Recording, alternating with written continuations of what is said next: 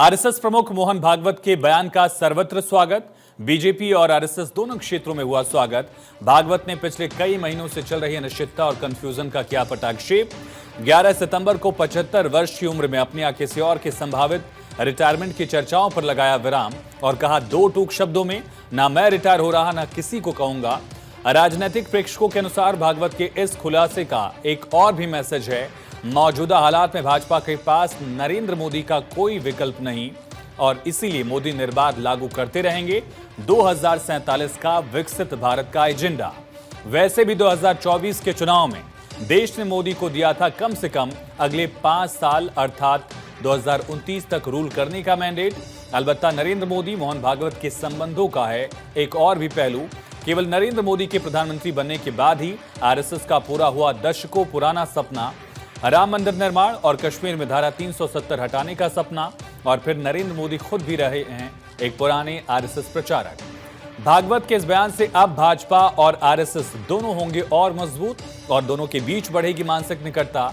और इस बयान के साथ ही कुछ लोगों की दबी हुई महत्वाकांक्षाओं का भी हो गया अंत। एक विचारक और बुद्धिजीवी के नाते भागवत हैं खुद भी अच्छी तरह ये जानते कि पॉलिटिकल स्टेबिलिटी के बिना कोई भी देश नहीं बढ़ सकता आगे।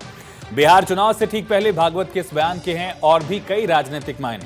प्रधानमंत्री की विदेश यात्रा से ठीक पहले दिए गए इस बयान की स्ट्रेटेजिक इंपॉर्टेंस है। जब तक आरएसएस दृढ़ता के साथ खड़ा है अपने पुराने स्वयंसेवक मोदी के साथ, तब तक कोई नहीं रोक सकेगा भारत के आगे बढ़ने का रास्ता।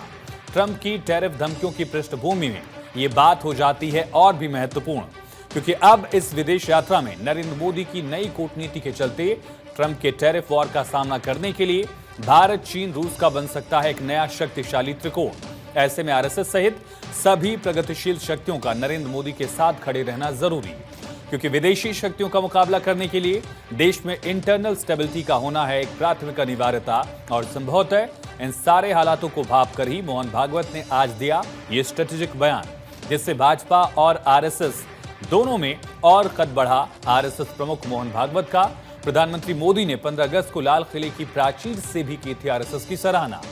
आरएसएस द्वारा 100 साल के राष्ट्र की सेवा को बताया था बहुत ही गौरवपूर्ण। आज के इस नए डेवलपमेंट से कांग्रेस और दूसरी विपक्षी पार्टियां भी हुई निराश।